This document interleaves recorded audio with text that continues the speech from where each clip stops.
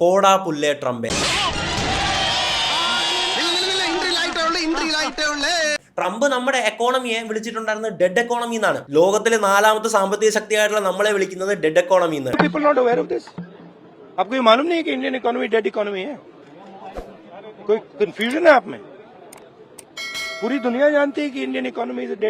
ഒന്ന് ആലോചിച്ച് നോക്കണേ.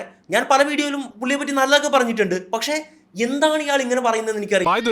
നിർത്തിന്ന് പറഞ്ഞിട്ട് എന്ത് ചെയ്യാനാടാ, ഞാൻ ഇങ്ങനൊരു ദുരന്തനായി പോയി. ഒന്ന് ആലോചിച്ച് നോക്കണം. ഇന്ത്യൻ നാഷണൽ കോൺഗ്രസ് അല്ലെങ്കിൽ ഇന്ത്യ സഖ്യം രാജ്യത്തിന്റെ പ്രൈം മിനിസ്റ്റർ കാൻഡിഡേറ്റ് ആയിട്ട് അവതരിപ്പിക്കുന്ന വ്യക്തിയാണ് ഇത് ഇന്ത്യയെ ഡെഡ് എക്കോണമി എന്ന് ട്രംപിനൊപ്പം ചേർന്നിട്ട് ഈ രാജ്യത്തെ ഇത്രത്തോളം തരം താഴ്ത്തി കെട്ടുന്ന രീതിയിൽ സംസാരിക്കുന്നത്. പുള്ളിയൊക്കെ ഭരിച്ചു കഴിഞ്ഞാൽ എന്തായിരിക്കും അവസ്ഥ എന്ന് എനിക്കറിയില്ല.